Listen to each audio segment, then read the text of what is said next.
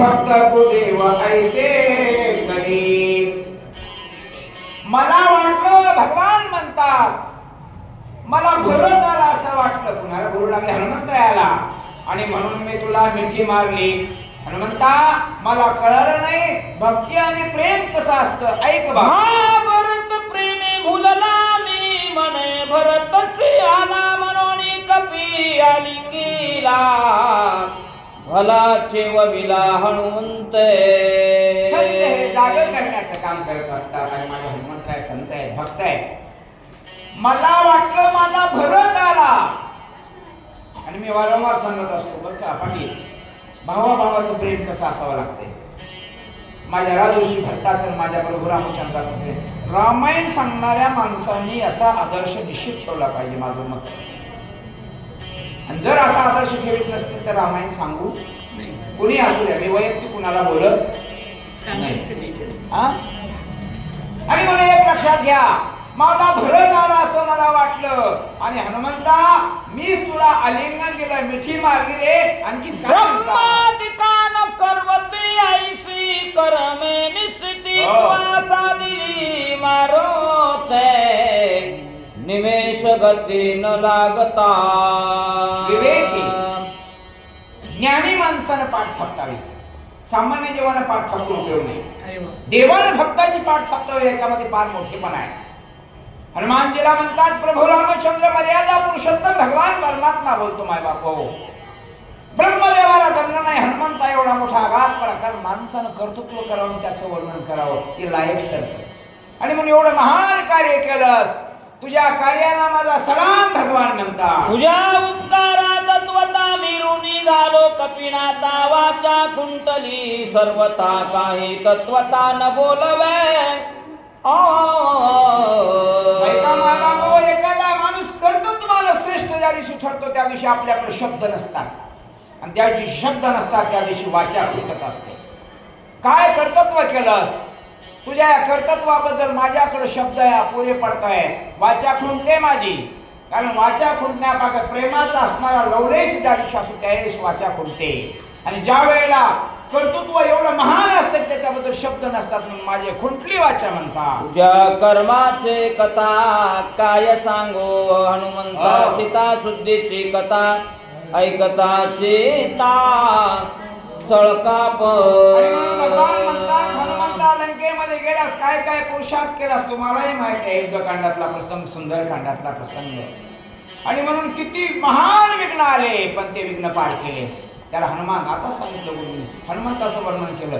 कारण वैष्णव माझी अतिश्रेष्ठ, याच्यापेक्षा श्रेष्ठ जगात कोणीच नाही माझ्या हनुमंताशिवाय. आणि म्हणून एवढा पराक्रम केलास, त्यावेळेस माझ्या शरीराला चळका पुरावा असं महत् कार्य. इंद्रजित वदा लागी सांग तुवा ओढविले सर्वांग, ती गोष्टी ऐकता सवेग होती उद्वेग. म्हणून पुत्र व्हायचा गुंडाळ्याचा तेही लोकी घेता. कर्तृत्व असं करा की त्या मायबापाचं नाव या चराचरामध्ये गाजलं पाहिजे. तसा माझ्या हनुमंतरायाचा प्रताप आहे. इंद्रजिताला मारताना तुम्हाला सर्वांना माहिती आहे, आता नुसत्या शक्तीत एवढं सांगून जमत नाही. युद्धकांडातला प्रसंग वाचा आणि ऐका. त्या ज्याला इंद्राला बांधून आणलं होतं, ज्या इंद्रजितानं, त्याच्यापेक्षा मोठं कर्तव्य तू केलंस हनुमंता. तुझ्या कार्याला नतमस्तक उपकारा उत्तीर्ण जीवेन होई जे कपी नंदन, सर्वस्वेसी आपण ऋणी संपूर्ण मी तुझा. भक्ताचं ऋण देवावर आहे. मी ऋणी आहे तुझा. ऋणातून मुक्त. ऋण कधी कोणाचं ठेवायचं नाही बरं का, त्या ऋणातून मुक्त व्हायचं.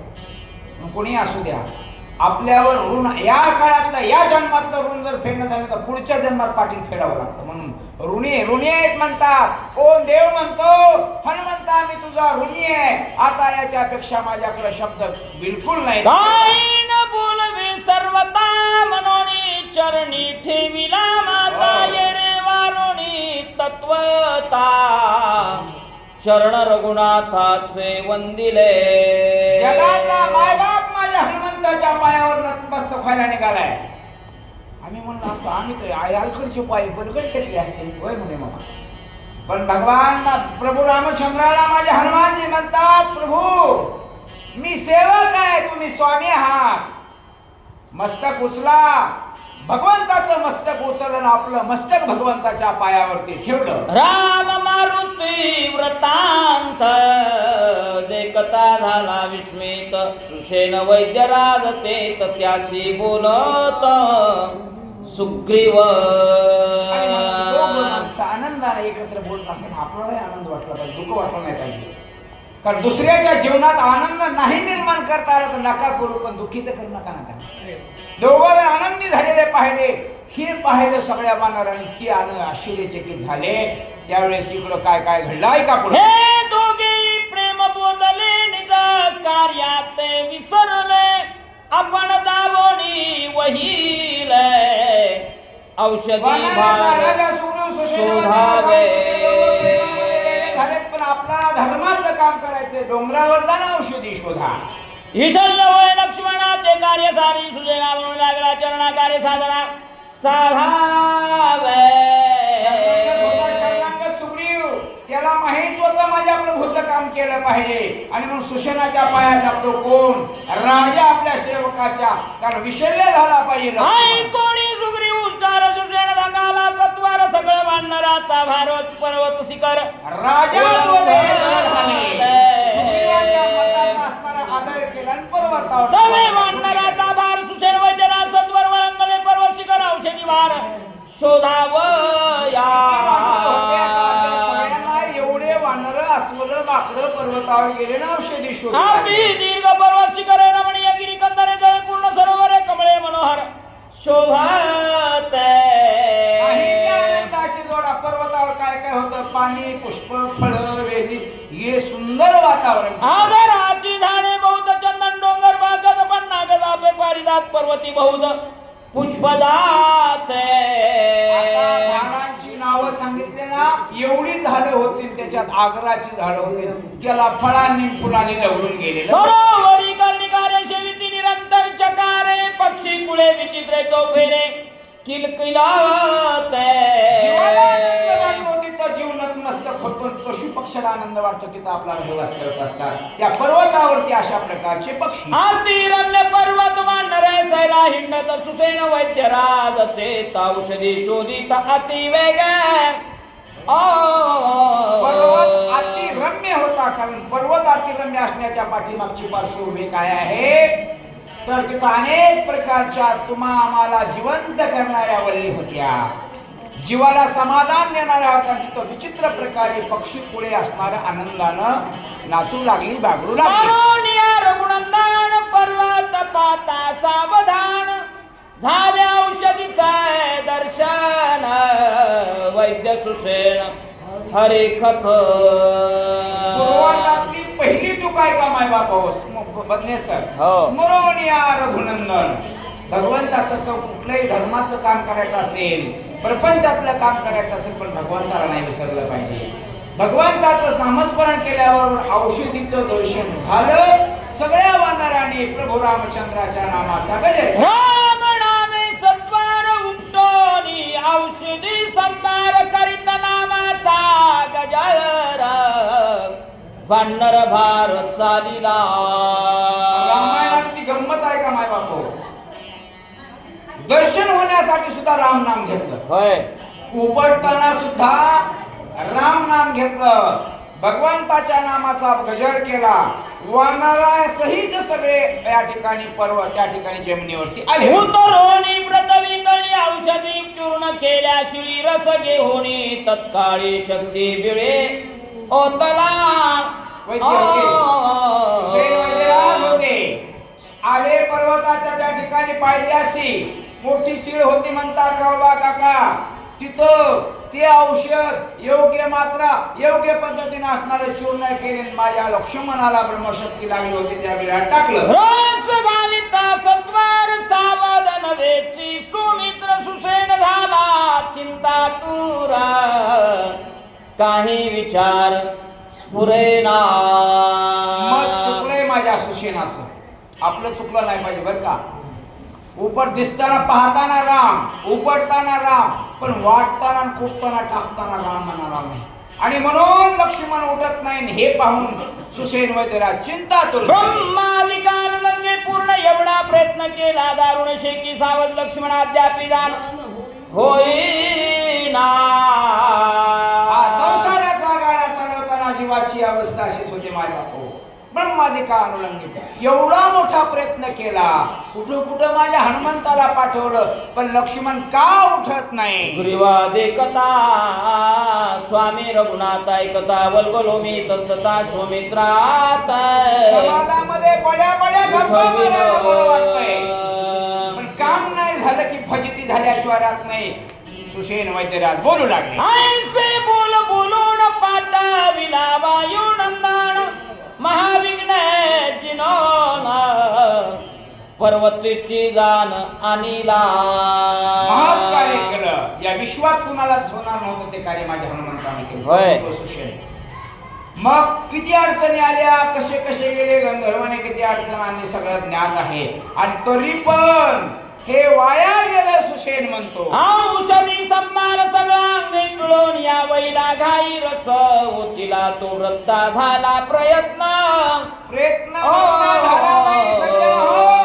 अभिमान नडला गेला. सुसेनाचं मत इथं चुकलं होतं. तरी वैद्यक लटके झाले शास्त्र वृत्ता रचिले शिष्टाचारा दूषण आले काय झालंय मज न कळे. दूषण द्यावं का, वैद्यक लटक म्हणावं का.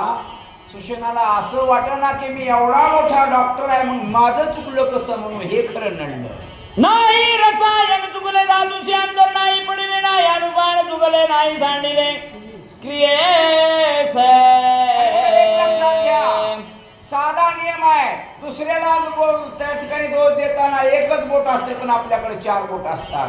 म्हणून तो म्हणतो रसायन चुकलं नाही, अनुपान बरोबर आहे सगळं. मग काय झाले तत्वता मदना कळे सर्वता धाव पावगा रघुनाथा शास्त्र संमता संरक्षे. चुकलं नाही, हे चुकलं. काय झाले हे सुरुवातीला कळलं. आणि पुन्हा एकदा सुसेन म्हणतो शास्त्र संमत असो. शास्त्राचा दोष कशाला देतो. जसं एखाद्या वेळेस स्वयंपाक येणार गेला की जळण बोलं, नाचता येणार गेला अंगण वाकडं, अशी अवस्था सुसेनाची झाली. आवेसे वायू नंदने जो भक्ता माझी चुडामणी बोलता झाला हसुनी सुसेना लक्षोणे अनुवाद त्या वाटा सुबटा.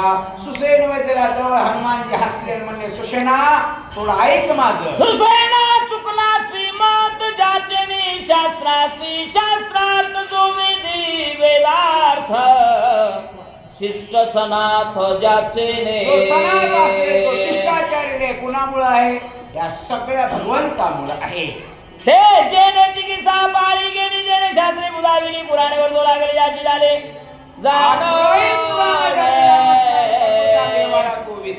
त्या विसरोणी रघुनाथा स्वबुद्धी वैद्य करिता शिन बावलाशी व्रता स्वकार्येण साधे स्वतःच्या कार्याचा विसर. भगवता दिन म्हणे हरपे तत्काळ रजनी जग क्षेत्रे सचंद्र गगणी ठाकती होणी खद्योता सूर्य उगवून चांदण्या फिक्या पडाया तसं देवी देखदा रघुनाथ औषधी मार समस्तता शक्ती झाली प्रत्यात तुझे तेत काय आम्हाला बघून तू आपल्याच मार्गाने गेलास त्याचा परिणाम ऐसे न करावे आपण प्रार्थून या रघुनंदन घ्यावे चरण तीर्थ मागून वाचे लक्ष्मण ते करे. माझ्या हनुमंताला म्हणतात मग कैसे करावे, त्यावेळेस हनुमानजी म्हणतात आयशे न करावे आपण. मग माझ्या भगवान परमात्म्याच्या पायाचं चरण तीर्थ घे, औषधी टाक, लक्ष्मण उठे. औषधी रसा माझी देख वेगे घालोणी चरणोदक रस देता एकाएक सकळ दुःख निरसेल. दुःख घालवायचं असेल तर भगवंताला आपलं आपुला तो एक देव करून घ्यावा. येणे विना जीवा सुख नो रे. बायाचं भगवंताच्या चरण तीर्थ घे, त्याच्यामध्ये टाक, लक्ष्मण उठेल. माझा विश्वास निश्चित आहे. कुंडलिकावर विठ्ठल श्रीज्ञान देव तुकाराम रामकृष्ण हरे.